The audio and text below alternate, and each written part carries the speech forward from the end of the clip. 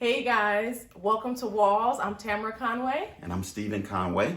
And we wanted to share some time with you today and talk to you about a subject that I think many of us are familiar with to greater or lesser degrees. Some years ago, I did a study on the book of Joshua, which was truly amazing. And while studying the book of Joshua, I came upon the experience or the story of the people in regards to the walls of Jericho. And you know, Stephen, normally when we have studied that book, and particularly that story, we think the good guys are on the outside of the wall and the bad guys are on the inside of the wall. But you know, that's actually not the truth. Yeah, it's an interesting twist that's in the story. Jesus appears to Joshua in the middle of the night, and Joshua says, "Are you with us or are you for our enemies?" And Jesus says, "No, or neither, but I am here as the commander of the Lord's host."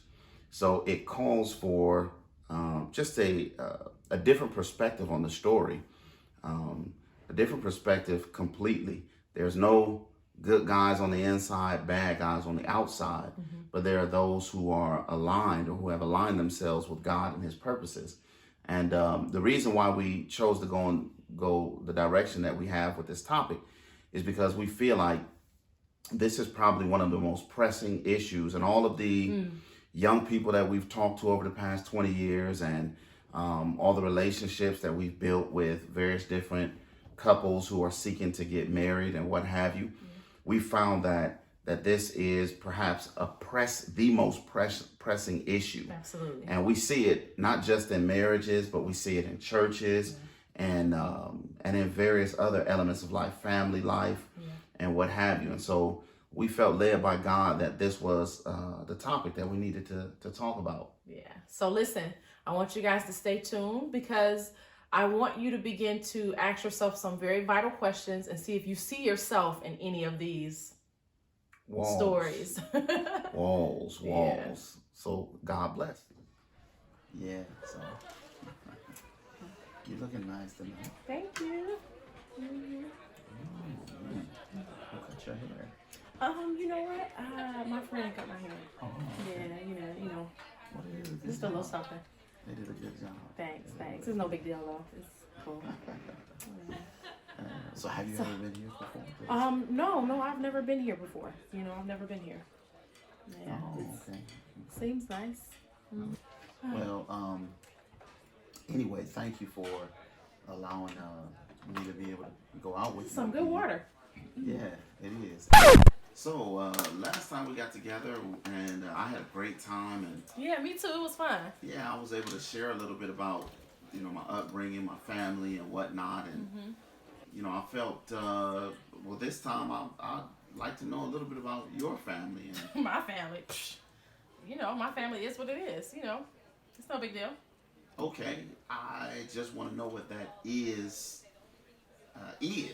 because I really don't know that. Like, how many siblings did your mom have? I mean, how many aunts and Gracious, uncles? you want to know a whole lot about my family. Why? That's kind of how we get to know each other, by sharing. Okay, about our listen. My family, we're a little dysfunctional, okay? Things weren't all that great, but it's fine. It's whatever. My parents divorced. It's cool. Me and my siblings, we don't really get along that well, and so we don't really talk a lot. So that's it. It is what it is. Okay. Aren't you hungry? Don't you want to order your food? I mean, yeah, we're going to eat. We're going to eat. Did something change though? I mean, like, it seemed just like the atmosphere, the mood kind of changed, and I'm having a hard time connecting with you. I'm doing good. Having a good conversation with you. Things are going well to me. I just really feel like the mood, the atmosphere, the attitude, something it really just snapped, and I'm not quite sure what it is. Are you saying I did something? No, I was wondering if I said or if I did something. Well, So, are you going to order your food or what? okay. I guess so. Now, this was an interesting skit here, because one person was very much kind of oblivious Yeah. to the fact that there was a wall that kind of just appeared out of nowhere when their conversation went in a certain direction, and the other person, it was very obvious to them. This is something that can make walls extremely frustrating. Yeah. Now, some people may be wondering, why would a person even have walls? Why did that person, how did the walls even come to be? So how do these walls just pop up? Well, I think any walls that a person has in their life comes because they feel a need of protection. Okay. Right? That means they perceive some type of threat from somewhere, from someone. And so those walls can be built over time. Some people might be listening and they might say, well, wait a minute, I thought that walls are kind of a good thing. I mean, we don't want to have a date with, with Bob the beater, or with Susan the slasher, right, or with Peter the pervert. We don't want to be connected with those individuals. So aren't walls a healthy thing? Well, I think you have to define walls. There's two things. There's boundaries and there's barriers, right? Okay. Because some people, they hear those two words and they think they're the same, Okay. right? And so when we're talking about boundaries, I'll use my kids, for instance. When we go outside and we play and we let them ride their bikes, and this probably happened to many of us when we were little, we're told, like, listen, you better not go past Sister Jackson's driveway. You can go to that line and no further, right? Or if you're riding in front of your own home, you can take the bike and you can go to the end of the driveway, but make sure you don't cross over. Why? Because we don't want you to get hit by the vehicles, right, that are going by. So there's danger on the other side. So you can move about, you can enjoy yourself, but we want you to be careful because on the other side of that boundary is danger. Talking about barriers, I was given an aloe vera plant some years ago. A very nice lady, we were speaking somewhere in Texas, and she gave me this little bitty baby plant, and it's so cute. And she was like, listen, all you gotta do is keep repotting it, right, and it'll grow. And so I did just that. I brought it home, put it in a little pot, just a little bit bigger than the one I got, and it started growing. It had babies, and so I would take the babies out and replant them, but this one was just getting so big, and I'm like, oh, this is great. Eventually, I realized, though, it looked like it was dying. And what I discovered was it was dying because the roots could not grow any further. It reached its capacity and it could not move forward in its growth process. So the barriers in this instance, they kept it from continuing to be healthy. And continued to produce because it no longer produced any more other aloe vera plants. Wow. That's amazing. So when it comes to our relationships, all of the barriers that we have are not barriers that we were naturally born with. Yeah. A lot of the barriers have actually been given to us from our parents. Generational stuff that has just been passed down. And so those barriers, they end up affecting us, not because we chose them, but we have adopted them into our lives and into our everyday dealings. So what do barriers, what does it sound like? What does that sound like? Oh man, I know one particularly. I was raised by a single mother, and it's like, listen, you don't need no man to take care of you. You take care of yourself. You can't trust them, you know? So definitely that was a barrier, and hey, it's a struggle, even in relationship and marriage, having to surrender to the idea that we have to be a team, and not having to take care of myself. Wow, Yeah. That's a powerful, I just thought of one. Yeah. I just thought of a barrier, and that is that I'm so focused on a person's externals that I never actually allow myself to build relationship or connect with someone if they don't meet up to a particular standard of how they look. Yeah. So can you imagine how many deep, thorough relationships that we miss out on simply because we're unwilling to get beyond the surface of what a person looks like. So that's a tremendous barrier. Or how much money they make. Whoa. Or how much education they have. Wow, you mean, whoa, wait a minute. So you mean to tell me that can be a barrier too? It definitely can be a barrier. And that can be a bad thing? It can be a bad thing. I'm not saying that there's no consideration whatsoever in the realm of the education. Yeah. But if a person has a PhD and the other person has a bachelor's degree, a lot of times the person with a PhD won't even speak to, or the person with the bachelor's degree won't even approach. Or maybe I don't have a degree at all, and I'm just a hardworking person, and so nobody will give me the time of day. You know? And that's crazy because we know people Yeah. who don't have even bachelor's degrees, and yet they own their own businesses and they make 6 and in some cases 7 figures. So that's not really a a fair gauge. Now, we're not saying that people don't need a job. Absolutely. People need a job, you know. Absolutely. And people need a means to be able to, take care of themselves. And if you're going to get into a relationship, you need to consider those Provide things. for your family. But right. if that is something that you've put on this list of, it's like a no-go, that's a barrier, a barrier. Absolutely. Absolutely. Now, these barriers, they're not just, it's not just single people have barriers. No. Married people have barriers too. Oh, yes, they do. So what are some of the barriers that exist in marriage relationships? Well, there's a couple that constantly come up when we are talking with people about relationships. One is finances. Money. Yeah. In the marital context, we use a term. It's called a no-fly zone. Yeah. And that's a military term. It's like, don't fly here, or else you will get shot down. No-fly zones. Yeah. So money is a no-fly zone. And it's crazy because we've talked to and know, and even in our own experience, Yes. That money has been such a touchy thing. It's like, hey, honey, we need to sit down and we need to talk about our budget. No, you go ahead and do whatever you're going to do. But we ran out of money last month, I don't and need we you were telling me how to spend my money or how to do whatever. You just go ahead and But do I what you don't want to tell you how, but we need to be able to make the mortgage No, payment. you know for what? That's it. I'm done. Wow. And can you imagine actually having to live like that? Sex. Wow. Yeah. Are you serious? Are you serious? That's a real barrier, real and unbelievable as it may seem. Yeah. This is such a barrier. It is. There are couples who only engage in sexual intimacy once a year. If that, maybe. Yeah. Every 9 months.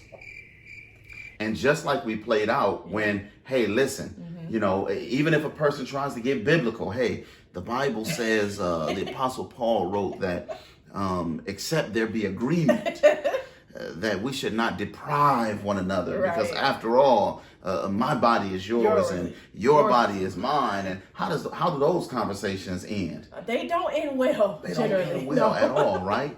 Normally the person who's bringing that argument doesn't win. Yeah. So that's a no-fly zone, a barrier that's actually in the relationship. And I think the marriage relationship gives us a beautiful picture of boundaries and barriers. Yes. The marriage vows act as the boundaries. Absolutely. Which are to protect the couple Yeah. and allow them to grow in intimacy and love towards one another. Yeah. But how do barriers affect that relationship? Imagine having boundaries in the relationship, and this thing is at the center of your life together. What actually ends up happening, Stephen, is that many people end up running away from one another, right? Because when they run towards each other and try to communicate about these things that we're talking about, they can't reach each other. And so those boundaries that were there to protect, they end up being broken, and people run away from each other. So they jump the fence. They jump the fence. Jump the wall. Yes. In order to go connect with someone where the barriers where this aren't doesn't there. exist. Wow. And I believe the enemy uses that, to trick people, because you feel sometimes like you're in prison. That's what I tell these why it's important for us to deal with these barriers, because that's not what relationships should be like. Not in marriage, not in the parent-child relationship, not in the working relationship with, at our jobs and school, whatever, all of those things can show up in many different places. Wow. So the first principle that we wanted to kind of bring across to you guys is this, that walls may seem like a great idea, but ultimately in the context of relationship, walls make it impossible for us to be healthy individually, and they make it impossible for us to have healthy relationships one with another. So that's principle number 1.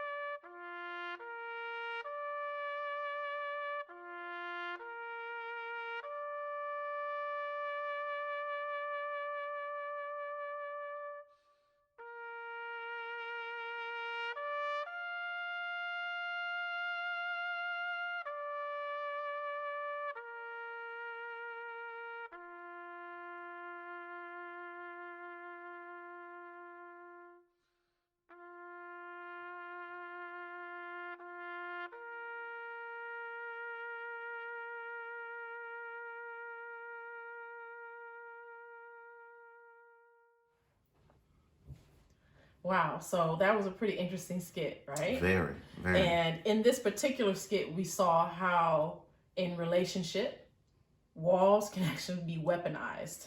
Weaponized walls. Oh, yeah. How are walls weaponized? You know, a person who perceives, as we talked about earlier, a threat, instead of just the wall being there, they use the things that have built the wall to actually hurt or harm the other person or people in their lives. Joshua, I think, gives us insight into the why. We receive information in the book of Joshua that the inhabitants of Canaan, they dwelt in large fenced and walled cities. And so Jericho, being the first of those cities, it was an enormous city with enormous walls. And the interesting thing is that most of the Canaanite cities were walled and fenced cities, and they ended up being defeated. But there was one group of people, the Gibeonites, who also dwelt in a walled and fenced city, who decided that they would actually come out from behind their walls. The Gibeonites decided that it was in their best interest not to remain behind the walls, but to actually come out and meet the Israelites. But they would meet the Israelites in a different way than the rest of their Canaanite neighbors would. They actually came out and they surrendered. So, well, why didn't the other Canaanites do the same thing? Right. Well, the other Canaanites didn't want to do that because to surrender would mean that they would give up control. As long as they remained behind their walls, they could maintain their own forms of worship. They could live the way that they wanted to live. But to come out from behind the walls and yield or submit or surrender would mean that they would also be ceding control of their lives to someone else. So ultimately, the resistance that was experienced when the Israelites came into Canaan was more about the Canaanites wanting to maintain control of their own lives than it was about anything else. And I think that applies to what we've been talking about in terms of weaponized walls. You know, as we saw in the skit, right? If you paid close attention to those bricks, there were words there, right? And I believe that it's very important that we understand what this means. Most people who weaponize their walls, they're going to use aggressive words, behaviors, actions. One of the simplest ways in which many of you, I'm sure, are familiar with, hurting people hurt people. And so that can show up in a myriad different ways. But ultimately, the person that was on the ground with the bricks on top of them ended up walking away with a sling and some Band-Aids and a head wrap. And that's what we do when we are using our walls as weapons. Our goal is to hurt you first before you hurt me. Hurt you first before you hurt me. Yeah. So there's some perceived danger from just a simple relationship. Yeah. Like, what is that all about? It can be communication. It could be, maybe you're going to find out that I am not lovable, right? Even though that's a self-talk thing that's happening up here. Maybe you will find out that I'm not as smart as maybe you are, which again is a self-talk problem up here. So whatever it is, I am dealing with internally and emotionally on my own, not even because you have actually said those things to me, right? And listen, this doesn't just happen with people that I'm in relationship with. It happens at the grocery store. With the store clerks. It happens, and we're living in a time now where people are on high, the anxiety levels are high and there's a lot going on. And so sometimes we walk into stores with this fear. We walk into school, we walk into our jobs with this, in our marriages, with our children or our parents. So all of these different things.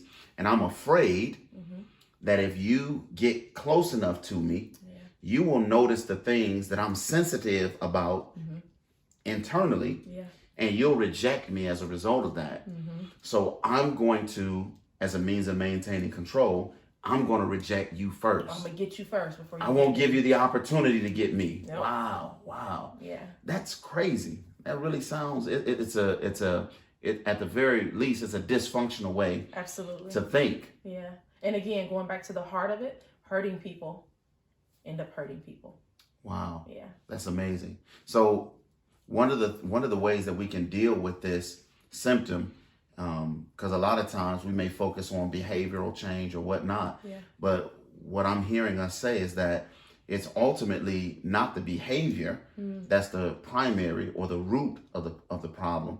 What actually is the root of the problem is what I think about myself. Absolutely. And what I think others, or I fear others, think about me. And that's what causes me to weaponize my walls. That's what causes me to lash out at others, or as a means of maintaining control. Nobody's going to get me. I'm going to get them first. Yeah. That's what's the underlying thing there. I love Isaiah chapter 55, verse 7, I believe it is. Let the wicked forsake his way, and the unrighteous man his thoughts. But what we think about ourselves ultimately affects our relationship with God, because it says, let the wicked forsake his way, and the unrighteous man his thoughts, and let him return unto the Lord, and he will have mercy. Yes. So the thinking is, if I come to God, he won't have mercy on me. But the truth is, and I think that's an important thing, the truth is that we've got to get rid of that thought process. And as we abandon that thought process, we can actually experience God's mercy. We say that often, that some things are true, but they're not the truth. Wow. Yeah. So I may need to lose a little bit of weight. Right. But it's not the truth right. that people are going to reject me because of that. Or I'm unlovable because of that. Or I'm not worthy of love because of that. Right. So our thoughts need to, as 2 Corinthians says, need to be brought into captivity to the obedience of Christ. Yeah. Very important principle we want to share with you here. Maintaining a position behind our walls as a means of maintaining control is a sure way for individual and relationship defeat. Yes. You know, all those tribes that stayed behind the wall, they were destroyed. Yeah.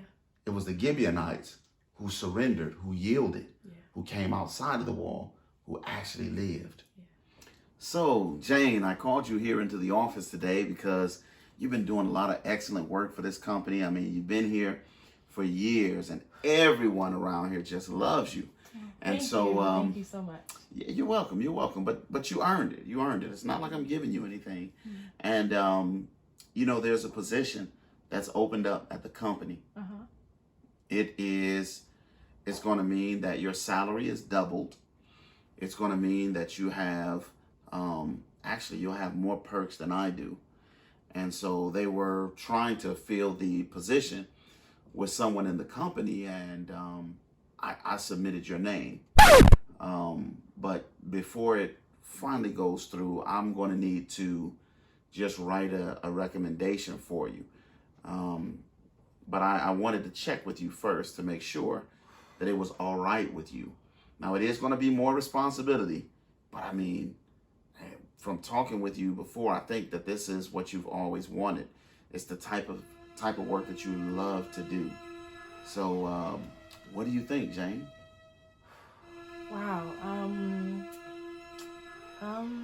You know, it does sound really great. You know, but I don't think right now probably isn't a good time. You know, I have so much going on, and you know, just distracted, you know, really. And, you know, I probably need to stay where I am because, you know, there's still so much there, you know, that needs to be done. And so, you know, maybe that's just not for me right now. But Jane, you've got all the skills necessary. Don't you think it's time for you to take another step? Wow. It does sound like a really, really awesome job. You know, I don't know. I don't think right now is a good time. I appreciate you thinking about me though, and you know, it's just I'm really thankful, you know, for that. But you know what? I just think right now isn't a good time. Thank you though. I really appreciate it. Thank you so much. I'm sorry. I have to go. Thank you. Are you sure, Jane? Hey guys, welcome back. And boy, you know, I think this last skit is one that hits home for probably many of us, if not every one of us. We've all found ourselves in a position where we've been called to move forward in something, but because of fear, the wall comes up and prevents us from being able to do that. So I resonated so much with that. Yeah, so did I. Inspiration for this, it came from the biblical story of Rahab in the book of Joshua. Rahab, we know, of course, was a prostitute who lived on the walls of Jericho. And yet Rahab had a desire and a passion for something that would take her beyond the walls. How really applicable it is for us, because many of us have dreams and visions about things that we can do for the Lord that are beyond these walls that are in our lives. And yet for some reason we feel trapped and we're afraid and we're unable to move forward. But this also harkens back to something that we mentioned earlier, because when Jesus showed up to Joshua and Joshua asked the question, hey, are you for us or are you against us? And Jesus' response was, no, I'm here as the captain of the Lord's host. Yeah. So Joshua, you need to ask yourself, are you on my side? Are you with me? And the reason is because Joshua, you got an Achan in your camp Yes. who's not on my side. Yeah. Of course, Joshua didn't know that at the time, but there's also a Rahab on the inside of the wall who is on my side. Yeah. And so we thought this was a profound illustration of this idea of people who are behind walls, but who don't want to be anymore. You know, the story of Rahab is such a beautiful one. You know that when you look at her story, and we're all probably familiar when we hear about the word caste, right? A caste system, which means that if you're born into a particular situation, you're not supposed to move outside of that particular situation, occupation. And so for her, she was a prostitute, right? And that's what she was, and that's probably what people thought she was always going to be, that she wanted to hear more, not just hear more. I believe that it knit her heart together for something different for her life, and not just for her, but for her family as well. So she was going to be the game changer if she could somehow have enough faith. Yeah, that's it. It takes faith in order to not only see beyond the walls, Yes. but ultimately to be able to get beyond the walls. And her faith was not just some static thing, but it was something that had to work. Is red cord hanging out of her window, all of her family gathered together in her apartment or whatever it is along the wall, and literally the walls begin to fall down. Oh, wow. And yet she has to remain there as an act of faith. Yes. Because she was told she was going to be rescued. Yeah. And this, we believe, was really applicable, because when it comes time for God to challenge the legitimacy or the validity of the walls in our lives and the barriers in our lives, sometimes it can feel to us as though our world is literally crumbling and falling down and falling apart. Yeah. And yet we have to be obedient to what God says to us, because our coping mechanisms are being challenged. And, you know, the things that we've used to get by in life are revealed to no longer be adequate. And that can be a tremendous cause for anxiety and stress and whatnot. And it causes us to miss out on the growth that God has for us. As we look at the skit that we saw, being offered a job, you know, or a position, moving forward, that wall comes up. And no, I'd rather be comfortable where I am, not because I don't want anything better, right? Because I'm afraid of what if I get there and I'm not as good as they want me to be, or I make a mistake. You know, we're afraid of failing, right? Right. And we that also surfaces in terms of relationships as well. Yeah. You know, this is a good person, it's a solid person, they love the Lord, and you know, they check all the boxes, as it were. But I'm afraid that I'm going to repeat the same thing that happened in my parents' lives, or I'm going to repeat the same thing that has happened in the lives of so many people around me, of the people around me. And so I'm afraid to be able to move forward because of what I fear is going to happen. And ultimately, it really comes back to our relationship with God. That relationship, and God is constantly calling to his children, calling to his people. And we saw in the skit, and many of us have been there, right? Where we feel the Holy Spirit tugging at us, right? To move forward. Maybe it's a dream or a desire to accomplish or do something for the Lord. And sometimes what happens is when the Spirit is on us, you know, and it's calling to us, that wall comes up. And it's like, no, why? What if I make a mistake? Or maybe that's not me. Maybe God's got the wrong person. You know, it couldn't possibly be calling out to me. And God is, you know, he's calling to Rahab, someone who in society was looked at as not really having much value, you know, but God wants those people. You know, it was something you shared earlier in closing this that I think is really what we're trying to get across here. And this love in the making series that you all are doing, which I think is such an awesome, a wonderful work, to be done in this generation, because it is definitely needed. And we want to be able to encourage you and call you all to be able to address this, these walls. We need a generation who will not continue to move forward with the generational curses. We need a generation who is willing to take a look at exactly what it is, call it by its right name, and be able to surrender those things to God. And talk to them a little bit about that. Yeah, the Bible says in 2 Corinthians 10, casting down imaginations. Let me just transpose and put my own link. Casting down walls. Yes. And every high thing that exalts itself, the barriers against the knowledge of God, right? So God he's provided a way for us to be able to deal with these things. He wants us to deal with them. He wants the walls to come down. He wants the barriers to come down. But it has to be based on faith and his ability to do those things. The last principle we want to share with you is what God has for us is on the other side of the walls in our lives. Yeah. But it takes faith in order for us to be able to get there. Yeah. So we want to encourage you to believe in God's ability to tear down walls, to tear down strongholds, barriers in our lives, and allow us to reach those visions, those dreams on the other side of the walls. And for some of us, it will happen in one foul swoop, right? It happens like that. But then for some of us, brick by brick. Brick by brick. So we want to encourage you. Don't be afraid of that process. It can seem very tedious. It can seem challenging, but it is so worth it. Our relationships will be better for it. Our jobs and our interactions with others, and ultimately the work that God has called for us to do for him will be better for it. Yeah. And I want one of the main walls is fear. Yes. But the Bible tells us in the most quoted passage of all scripture, for God so loved the world that he gave. Yes. And in the relationship context, that's what we do in relationships.